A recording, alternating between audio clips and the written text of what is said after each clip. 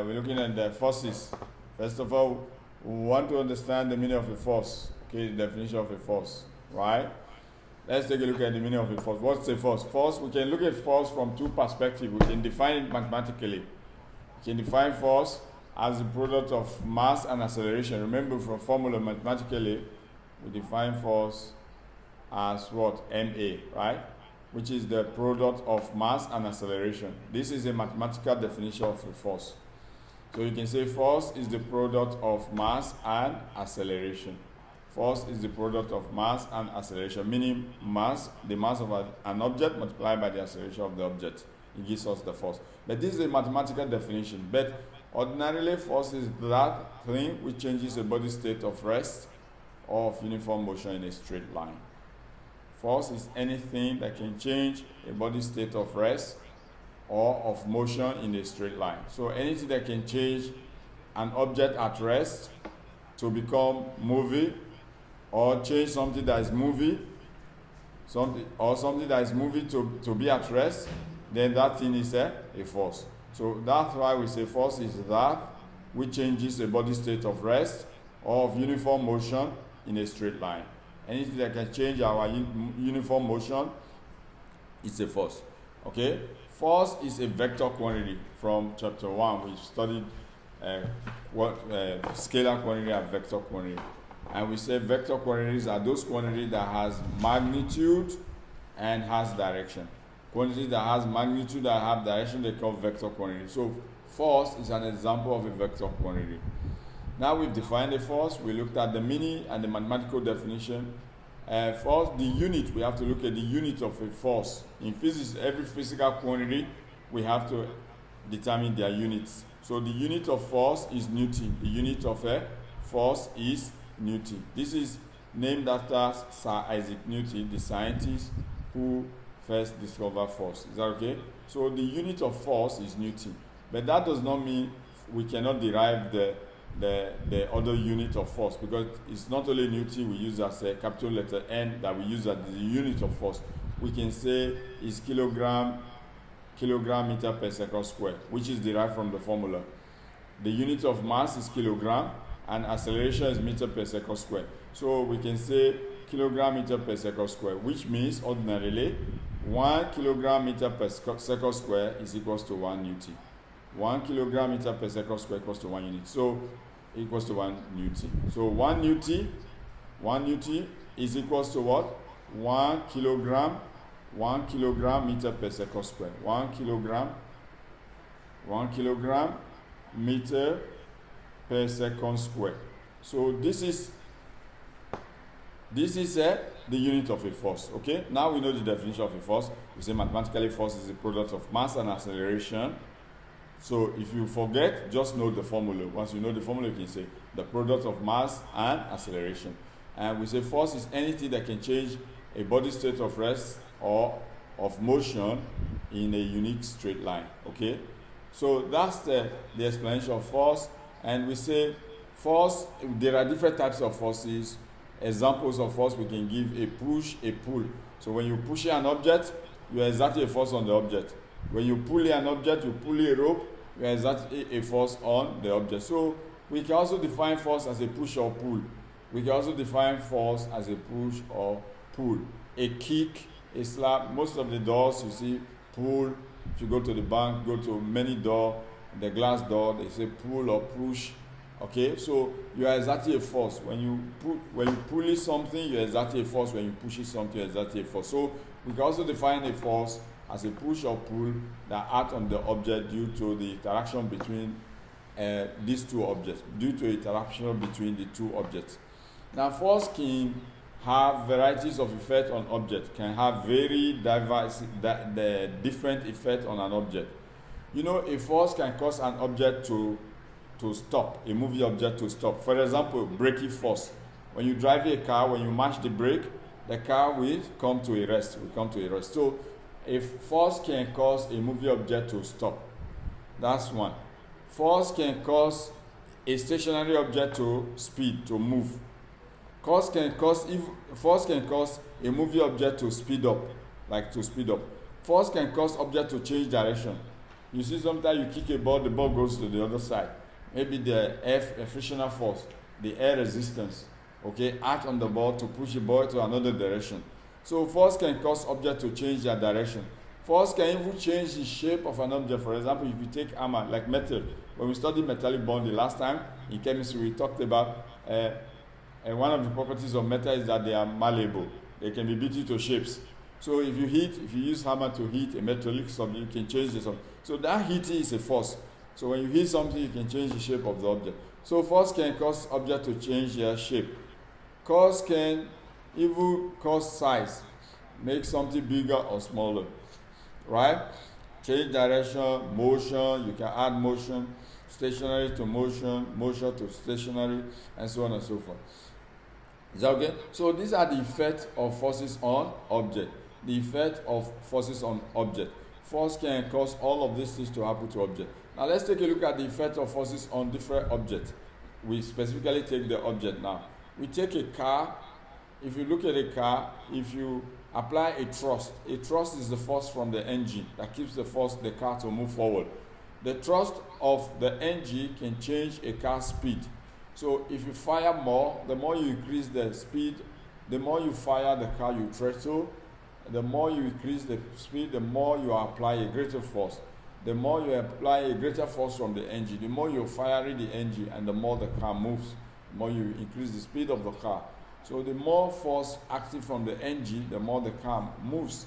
So that's one effect on a car. So we say thrust. That force that moves the car forward is called thrust. Okay? Now let's take a look at that. This is the sun. Probably this is the earth. You know, the earth revolves around the sun. Okay? Now there's a gravitational force that pulls the sun, the earth towards the center of the earth, of the sun. So the gravitational attraction helps of the attraction of the sun can change the direction of a comet moving around it. Okay? Can change the direction of a comet moving around it. Now we have what we call the squashing or the stretchy force. Okay, when you talk about the squashing or stretchy force, a spring can change its shape. It can change its shape depending on how you squash it or stretch it. Okay, so force can cause a spring to change its shape. You can stretch it so hard that it doesn't return to its original form. Is that okay? So these are some of the examples of force on objects. Is that okay? Now let's take a look at resultant force on a straight line. What is a resultant force? Okay, what is a resultant force? A resultant force is a single force that describes all the forces acting on the object. For example, if I have a force acting towards the north, or what we call the vertical force, and we have another force on the horizontal, so these two forces, you can be asked to calculate the resultant force. We can be asked to calculate the resultant force. The resultant force will be acting from the origin. Like this. Okay? So this forms like a triangle. If you bring this one down, if you join it, this line is this one. So if I join it here, it will look as if with a broken line, as if I have a triangle, right angle triangle. This is the angle between the resultant force and the horizontal is called the angle, okay, which shows the direction of the movement of the force. So I can write F resultant here. This is the resultant force, okay, for these two objects. This is the resultant force. So this is happening when you have two objects, F vertical and F horizontal, and then you ask to calculate the resultant force. Okay, you are asked to calculate the resultant force. So this one, I think in one of our classes we've done it, but if we have any means to do it again, we'll do it again, other resultant force. We're going to do it again. But before we do this type, let's do resultant force on objects that are acting on object horizontally. For example, before we do an inclined plane, let's do for resultant force. For example, if I have 5 Newton acting, pulling this block to the right, and we have 7 Newton force pulling this block to the left, and you are asked to calculate the resultant force acting on this, because resultant force is the single force, this total single force acting on the body. So if we have 5 Newton force acting to the right and 7 Newton force acting to the left, and we're being asked to calculate the resultant force. Hence, because they are going opposite direction, this is a block. This is a block, okay? Now, because these two forces are acting in opposite direction, how do we get the resultant force? So we say resultant force, Fr, is because they are in opposite direction, we say this is equal to the force 7. Normally, if they are in the same direction, we're supposed to add. We're supposed to say plus. But because they are in opposite direction, we put minus 5 for the other one that is going in the opposite direction. We put minus 5. Plus minus 5. You know, plus minus eventually turns to minus. Okay? But why I put plus is to tell you that normally you're supposed to add resultant force. But if they are in opposite direction, one of the force will carry a negative sign. One of the force will carry a negative sign. Is that okay? So that's what it is. Now this becomes equal to 7 plus minus 5 is equal to 7 minus 5. 7 minus 5 gives us 2. It gives us 2. So we get 2 Newton. And you know, because force is a vector quantity, we don't just say 2 Newton, we must say the direction. Meaning it will be going to the direction of the greater force, right? So meaning 2 Newton to the left. I can put arrow to this way to show that it will be going to the left. Or you say 2 Newton to the left. 2 Newton, meaning the greater force will be able to pull this block, like for example in the case of tug of war. So the greater force will be able to pull the lesser force. Okay? If these two forces are pulling this object, then this person with the greater force will be able to pull the object towards itself than this one. So this 2 Newton is the resultant force. Is the resultant force. Is that single force that caused this object to move to the left. That single force, extra force that caused the object to move to the left. Remember, if this was 5 and here was 5, this object will be like a balanced force. It will not move. It will not move. There will be no resultant force. If here is 5, here is 5, because it will be 5 plus minus 5. 5 minus 5 equal to 0. Resultant force would have been 0 if they are same number. If they are 5, 5. Meaning the object will not move to any direction. There is no resultant force. Resultant force is that single force that caused the object to eventually move to that particular direction. So in this case, it's 2 Newton. It's 2 Newton to the left. 2 Newton to the left. Now let's take a look at balanced and unbalanced forces. Let's quickly take a look at balanced and unbalanced forces. Okay, balanced forces are forces that act on an object, equal forces that are acting on an object. For example, if this is a block, like we said just now, the example we made, if let's say 10 Newton is acting this way, 9 Newton, let's say 9 Newton is acting this way, pulling this object to the right, and here we have two forces pulling this object. One of them is 5 Newton, one of them is 5 Newton, and the second one is 4 Newton. The second one is 4 Newton. The second one is 4 Newton. Now, you agree with us that the total sum of the force pulling to the left, if you add them together, because they are going the same direction, you have to add them together. Because they are pulling to the same direction, you have to add them together. So the total force that they are acting to the left, they also sum up to 9. They sum up to 9. Meaning, if I add this one, I will have something like this. If I want to redraw it, I have something like this. 9 Newton force to the left. Okay, 9 Newton force to the left. And 9 Newton force to the right. And 9 Newton force to the right. So 9 Newton force to the left and 9 Newton force to the right. Now, so if you're asked to calculate the resultant force, why is here 9? Because the two forces will add up together. These two forces will add up together because they are moving in the same direction. Remember, if you're going in the same direction, we have to add it together. So the resultant force, but that's not the resultant force. 9 is not the resultant force. The resultant force will now be that single force that is acting on this block, that is causing this block to move to whatever direction it's going to move. Now in this case, it will be 9 plus minus 9. Why is it 9 plus minus 9? Because 9 on the right plus minus the 9 on the left. Minus the 9 on the left. So plus minus will become minus. So it will be 9 minus 9 will be 0. So our resultant force will be 0. What this means is that, what is the meaning, the interpretation? It means that the two forces, they balance. To the left and to the right, they balance. And the object will not move because the object do not have a resultant force. Resultant force equal to 0. So for balanced forces, resultant force equal to 0. For every balanced forces acting on object, the resultant force is equal to 0. Now the force acting on the object can be described as balanced or unbalanced. Any object. If two forces are acting on them in opposite direction, the forces can either be a balanced force or can be an unbalanced force. If a force is said to be a balanced force acting in the opposite direction, meaning they will have equal magnitude. They have equal magnitude, 9 and 9 in this example. The magnitude of the force to the right is 9 and the magnitude of the force to the left is 9. Okay, so they will have equal forces. And for balanced forces, what effects will it have on it? It will cancel out. The resultant force will be equal to 0, meaning there is no resultant force for balanced forces. Now let's take a look at unbalanced force. If you have unbalanced forces, then there will be a resultant force. If you have unbalanced forces, there will be a resultant force. If I say 15 Newton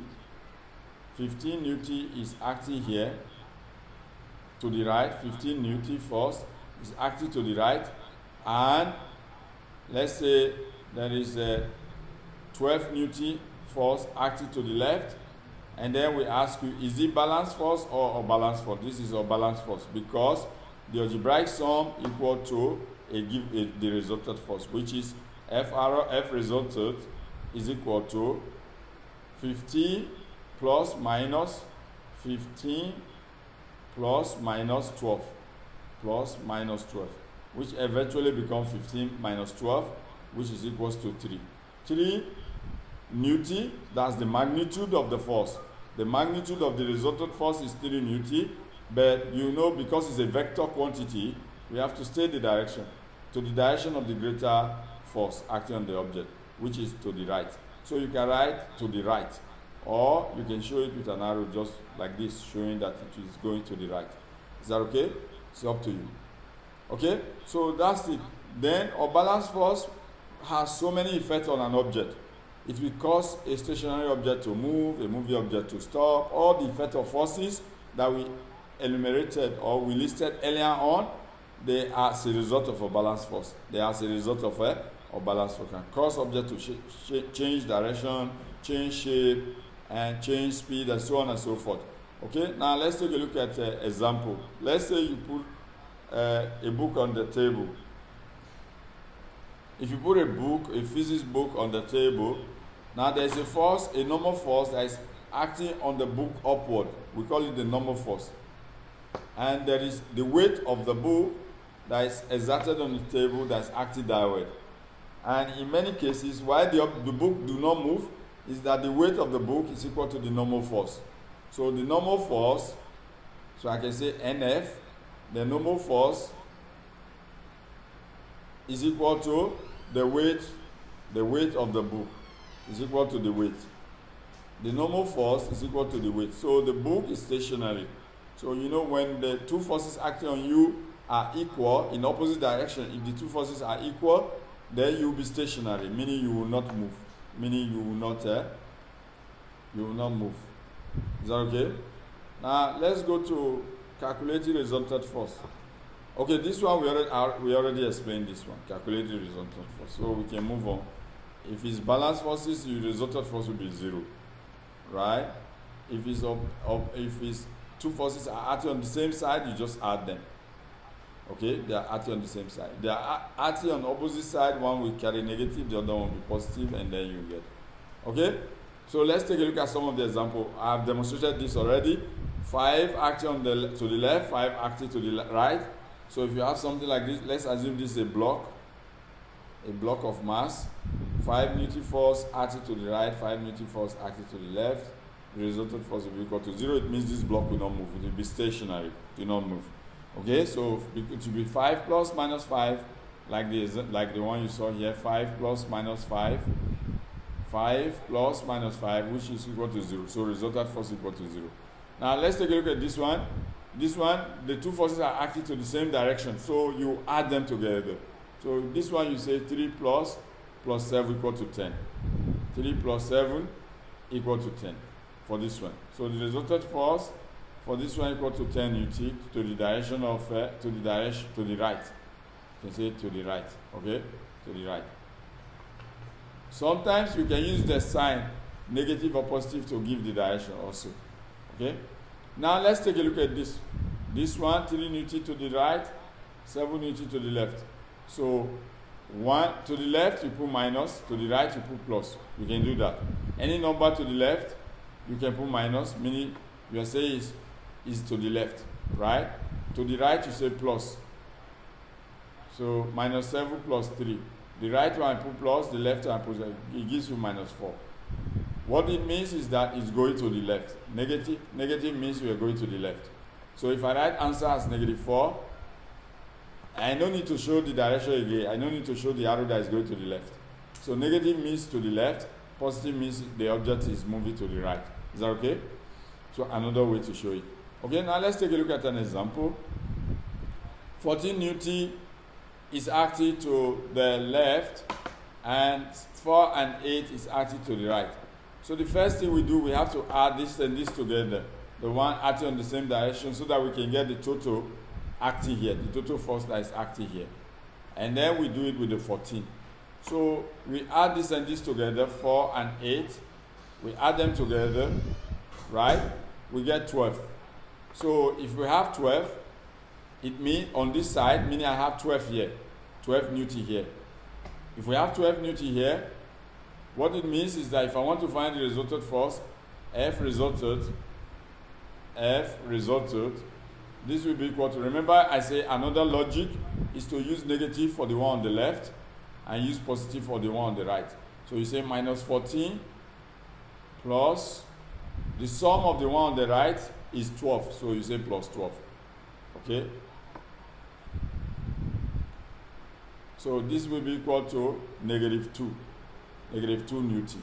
So what this means, this one you don't need to put arrow. This negative shows that the sum will be acting towards the left. When you see negative, means the algebraic sum will be going towards the left.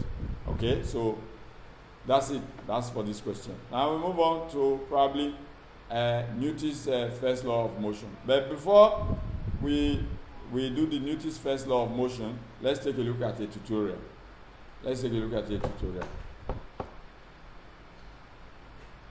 Okay? Let's listen to this tutorial. Video is about Newton's first law of motion. Newton's first law of motion states that objects will remain at rest or move with a constant velocity unless acted on by a resultant force. A football only falls towards the earth because its weight is bigger than the air resistance acting against its fall. The forces are unbalanced, so the object undergoes acceleration. The football will only change direction or shape when acted on by a resultant force. Here the player is kicking the ball. The force of the kick is much bigger than the weight of the ball and the air resistance. This question part is asking you to identify the forces acting on a stationary object. Part A. By drawing arrows on the diagram, identify the forces acting on the tablet for 2 marks. The tablet has a weight which acts down towards the center of the earth through the desk. The reason it does not fall through the desk is because of the reaction or contact force of the desk on the tablet. Even though there are forces on the tablet, they are balanced. Therefore, there is no net force on the tablet and the object remains at rest. 1 mark is given for each correctly drawn and labeled arrow. Make sure you draw your forces with a pencil and a ruler.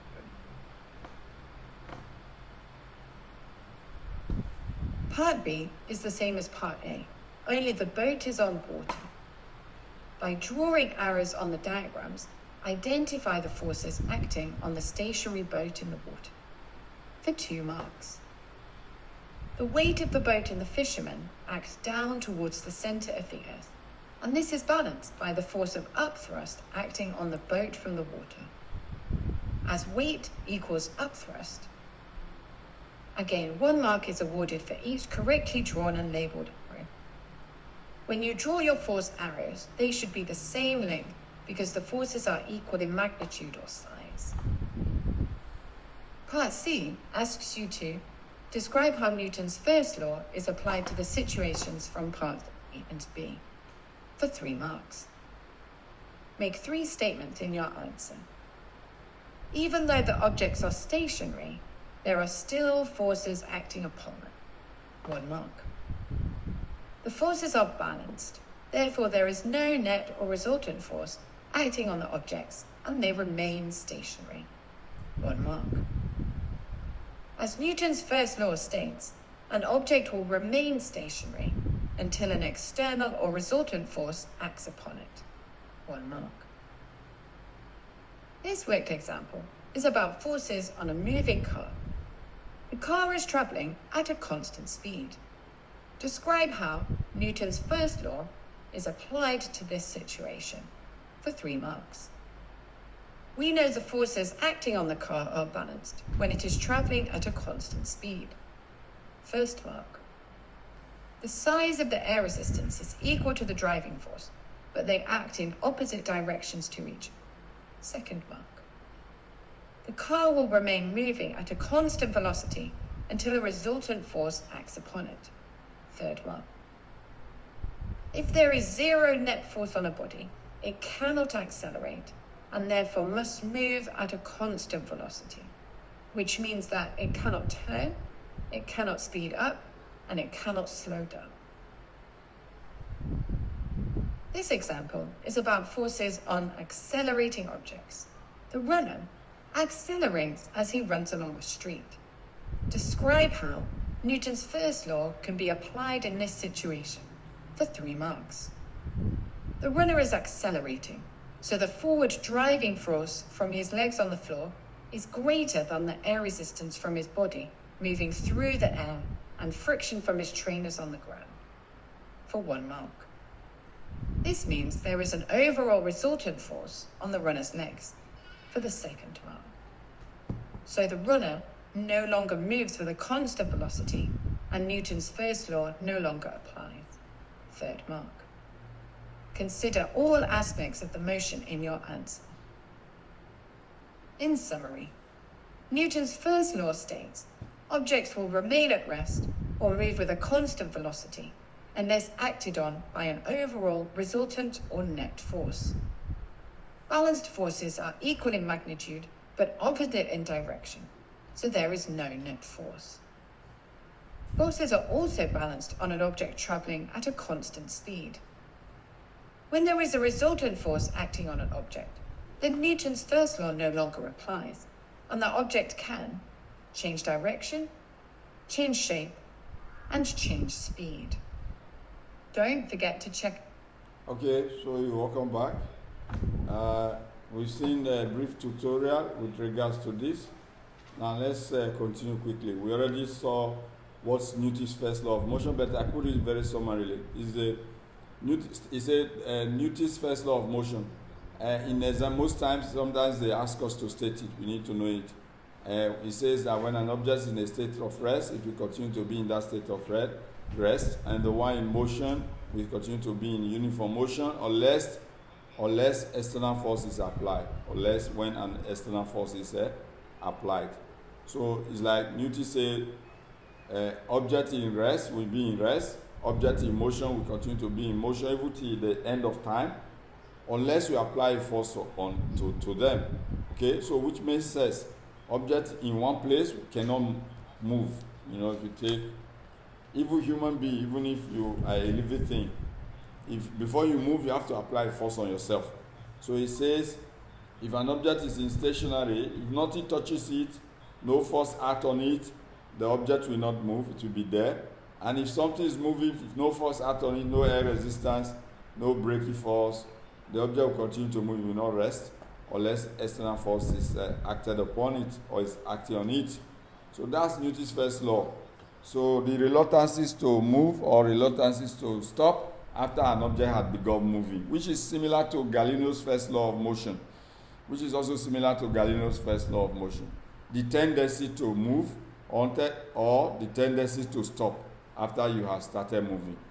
Okay, this is Newton's first law of motion. Tendency to start and tendency to stop after you have begun. So this is Newton's first law. Or in a very simple way, you can say Newton's first law of motion states that an object in a state of rest will continue to be in that state of rest. While the one in motion will continue to be in motion unless external force act upon them. The one in rest will continue to be in a state of rest. The one in uniform motion will continue to be in uniform motion unless an external force act upon them. Newton's first law means if the resultant force is acting on the object will no longer obey Newton's first law. It means resultant force equal to 0. Whenever Newton's first law is in place, it means the resultant force is equal to 0. Why? Because you say object in rest will continue to rest. So if something is resting, the resultant force is 0. The moment a resultant force acts on an object, the object will start to move. The object will start to move. So that's what Newton's first law is all about. It's actually saying resultant force equal to 0, meaning it's a balanced force. Newton's first law is about a balanced force. So if I have an object, the force acting upward must be equal to, for you to say Newton's first law is acting on the object, the force that is acting on the reactive force upward equal to the weight that is acting downwards, or the air resistor acting upward equal to the weight that is acting downwards. So that's when Newton's first law will be in place. When the two forces acting on them are equal, then we say the object is obeying Newton's first law. But the moment the object has a resultant force, meaning one force is bigger than the other, the object no longer obeys Newton's first law. Objects that are stationary, yes, they obey Newton's first law. When objects start to speed up or they start to slow down, they no longer obey Newton's first law. Okay? So, because for Newton's first law, the resultant force must be 0, meaning the object cannot increase speed, must be having a constant speed, must have a constant speed.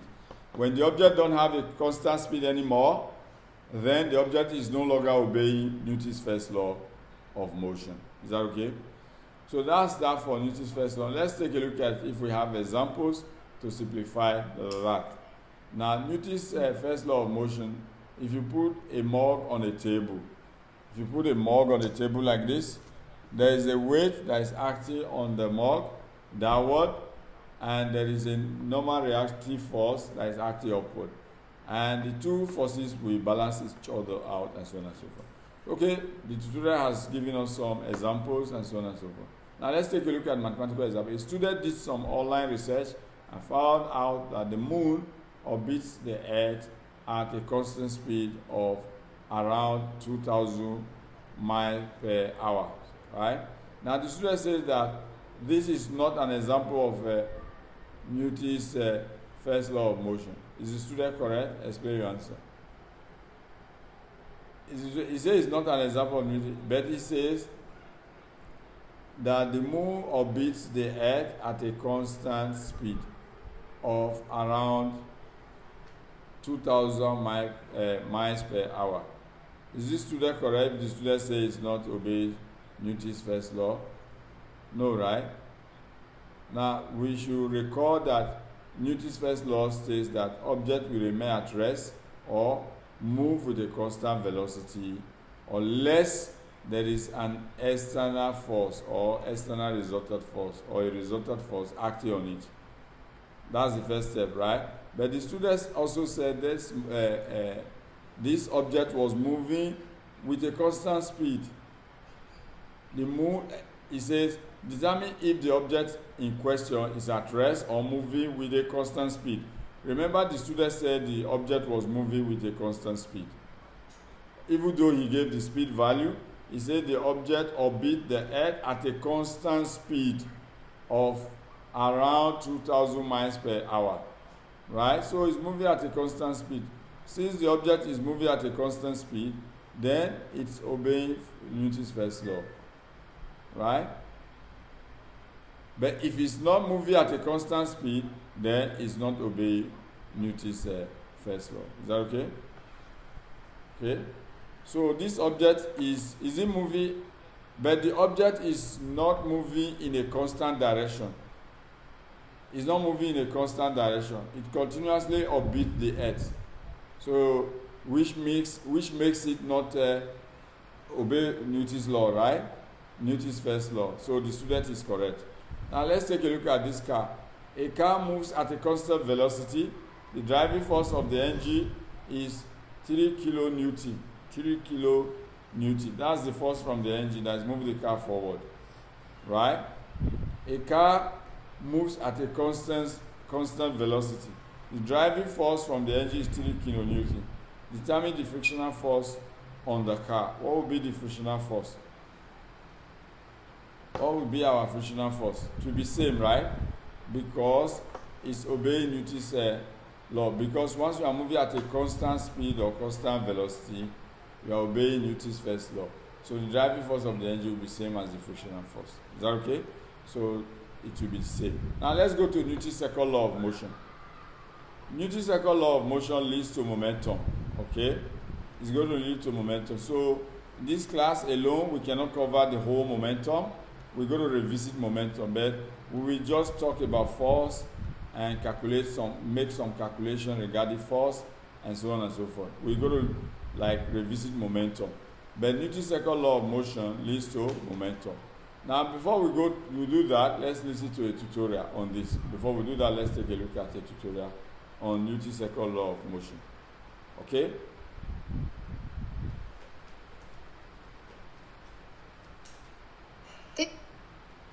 This video is about Newton's second law of motion.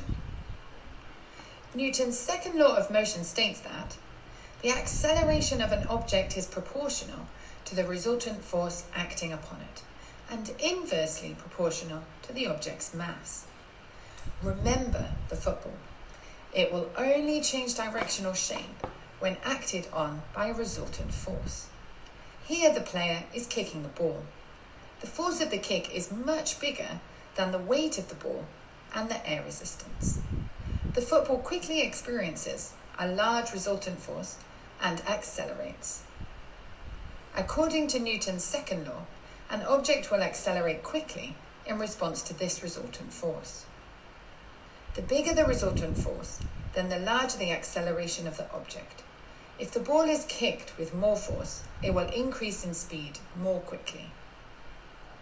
When the force is applied to an object, and it is the same, then the bigger the mass, the smaller the acceleration experienced. If the player kicks a heavier ball with the same force of kick, it will not accelerate as much compared to if he kicked a small tennis ball with the same force. This question part is asking you to identify the forces acting on an accelerating object. By drawing arrows on the diagram, identify the forces acting on the accelerating car for 3 marks. The car has thrust from the engine that generates enough force to move it forward at an increasing speed. The question mentions acceleration. Under Newton's second law, we know this means there is a resultant force. Any object that is accelerating or decelerating must be acted upon by a resultant net force. Even though the car is accelerating, there is still air resistance acting in the opposite direction to the direction of motion. The air resistance arrow must be smaller than the thrust arrow. There is also friction acting in the opposite direction to the direction of motion. The friction is between the tires and the ground. It is bigger than the air resistance on the car, but smaller than the thrust from the engine. 1 mark is given for each correctly drawn and labelled arrow. Make sure you draw your forces to scale with a pencil and a ruler. The thrust is a bigger force, so should have a longer arrow. Part B. The car has a mass of 3,000 kilograms and is accelerating with a resultant force of 7,200 newtons. Calculate the acceleration of the car for 3 marks. State the equation for Newton's second law. F equals ma, where F is the resultant force in newtons, m is the mass of an object in kilograms, and a is the acceleration of an object in meters per second squared. The force and the acceleration act in the same direction for the first mark. Rearrange the equation to make a acceleration the subject. So a is equal to F divided by m. Now substitute for F and m into the equation. So a is equal to 7,200 divided by 3,000 for the second mark. Use your calculator to find A. A is equal to 2.4 meters per second squared for the third mark. In summary, Newton's second law states that the acceleration of an object is proportional to the resultant force acting upon it, and inversely proportional to the object's mass. If an object is accelerating or decelerating, then it has a resultant or overall net force. The bigger the resultant force, then the bigger the acceleration. For a constant force, the bigger the mass, then the smaller the acceleration. The equation for Newton's second law is force in newtons is equal to mass in kilograms times acceleration in meters per second squared. Don't forget to check out all our other fantastic revision resources here at Save My Exams. Okay, now let's quickly look at Newton's. We know we can look at Newton's second law. This part, they just look at Newton's second law from the force perspective. We can look at Newton's second law from the momentum perspective, okay? But for this level, let's just look at it from the force perspective, okay? Here, we have stated that Newton's second law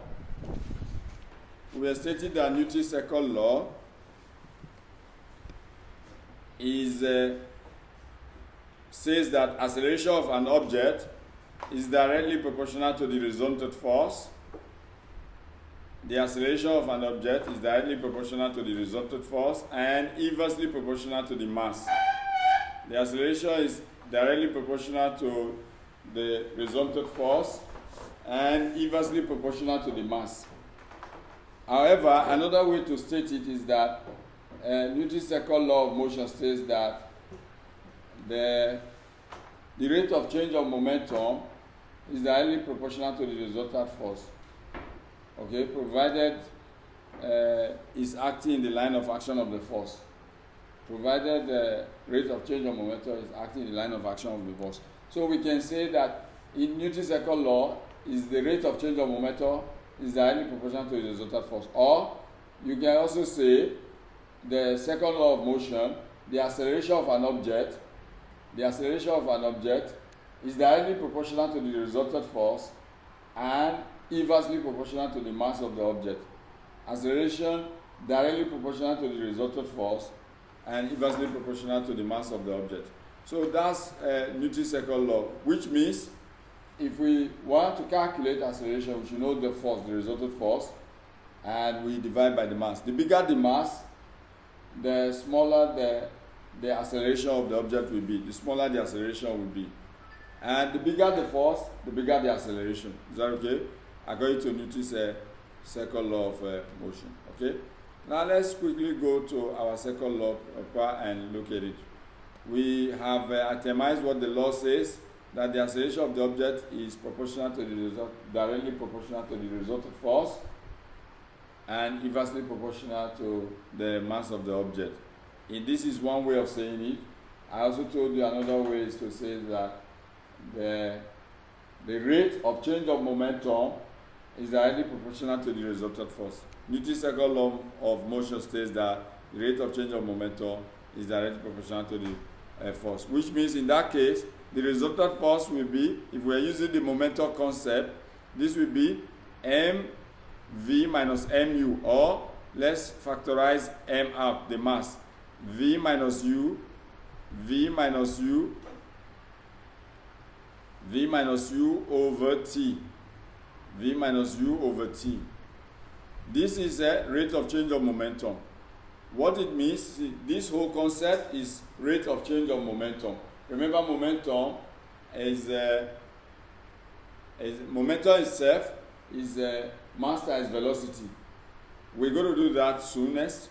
Momentum itself is mass times velocity.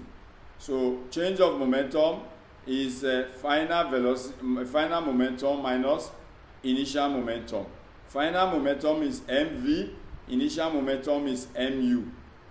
So if you factorize this, it becomes m into v minus u. M into v minus u. And then when you say rate in physics or in math, anything rate means divide by time. So when I say rate, it will now be change of momentum over time. When I say rate of change of momentum, it will be change of momentum over time. So another way of stating Newton's second law is that this force is directly proportional to the rate of change of momentum. And if you cross multiply this one with this, we have impulse Ft. Ft is called the impulse. Okay, the impulse Ft. If I cross multiply, and this impulse is equal to what? Change of momentum, which is mv minus mu, which is mv minus mu, or you factorize m into v minus u, mv minus mu. Okay, this is called change of momentum, and this is called impulse Ft. Okay, we're going to do that when we come to momentum topic. But let's just move on with Newton's second law of motion from looking at it from F equal to ma perspective. M equal to F equal to ma perspective, which means F equal to ma. And if you make the acceleration the subject, then you are able to state the Newton's second law properly. Acceleration the subject becomes A equal to the force divided by the mass. Force divided by the mass. So we can use this to state our Newton's second law of motion by saying the acceleration is directly proportional to the resultant force and inversely proportional to the mass. Inverse means over the next one. Okay, now let's move on quickly. We gave an example like kicking a ball. If you kick a ball, the force that will cause the ball to move is virtually greater than the weight of the ball and also greater than the air resistance that is acting on the ball. Greater than the weight of the ball and greater than the air resistance that is acting on the ball. How far the ball moves depends on the force you apply to it. If you want the ball to accelerate more, you apply a very huge force, provided the mass of the ball is not so big. If the mass of the ball is very big, then the acceleration will be less, because acceleration is inversely proportional to the acceleration is inversely proportional to the mass. Is that okay? So that's that. This is a triangle formula for it. We say force equals to mass times acceleration. So if I want to calculate mass, I will say mass equals to force over acceleration. If I want to calculate acceleration, I will say acceleration is equals to force over mass. If I want to calculate acceleration, there are three formulas you can get out from here. Force equals to mass times acceleration, which means F equal to ma in the first formula. F equal to ma. Force equals to mass multiplied by acceleration. Okay. The second one, if you're looking for acceleration, it becomes force over mass. So if you're looking for acceleration, this becomes force over mass. The force over mass. Okay, second formula. And then the third one, if we're looking for the mass, mass becomes force over acceleration. If you're looking for mass is equal to force over. In physics, you must remember formula. Mass equals to force over acceleration. You must remember formula. You don't know formula and how to make them change of subject of formula, depend on the parameter you're looking for, you're going to have a lot of problems. So you have first of all get familiar with formulas and how to use the formula. Now let's take a question. Let's calculate a question quickly. A car says that their best car has a mass of 9 kg. So they've given us the mass. When they give you parameter, you write them out. The mass is equal to 900 kg, right? 900 kg. A car says their best car has a mass of 900 kg. Now they've given us the mass. Or another way, we can just highlight it and put M on top. Okay, put M on top to save time. And can accelerate from 0 to 27 meters per second. Now, can accelerate from 0 to 27 meters per second does not mean the 27 is the acceleration. 0 is the initial acceleration, which is u, initial velocity, which is u, and 27 is the final velocity, which is v. You look at the unit, even the unit we verify that the unit of speed or velocity is meter per second. In 3 seconds, right? Time is given in 3 seconds. So the time is what? Is given as 3. So now we have all the parameters we need. We have mass, we have this, we have time, we have velocity. Now he said calculate the acceleration of the car in 3 seconds. They want us to calculate the acceleration of the car. We know the mass. You remember acceleration is equals to V minus U. We did this in chapter 2. V minus U over T. Acceleration is the rate of change of speed or rate of change of velocity. Acceleration is the rate of change of velocity, meaning change of velocity over time. Change of velocity over time. Change of velocity is final velocity minus initial velocity. Okay, when you say rate, anything rate means divide by time. So we say the change of velocity divided by time. So this is the formula for acceleration, and then we key in the values. 27 minus 0 is 27. So even if I say minus 0, I say 27 minus 0, I will still get 27. So let us just write 27 here. Over the time is 3. Time is 3 seconds. So remember, this is meter per second, this is second. So if you want to know, if you don't know the unit of acceleration, one way to do it is to write the unit of the ones you are given, because this one you are given their unit, and they're over seconds. Over second. So we're going to show you how you get the unit of acceleration in case you don't know the unit of acceleration. Okay?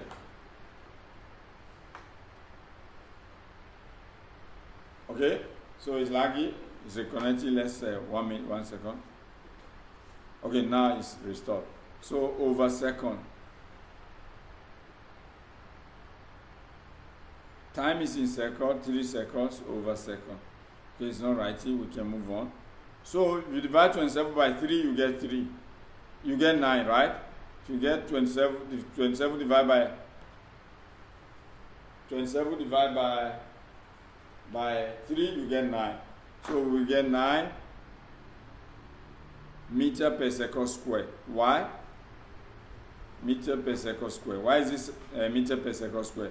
That's the unit of acceleration. If you want to know it from here, you just divide meter per second over second, divide by second.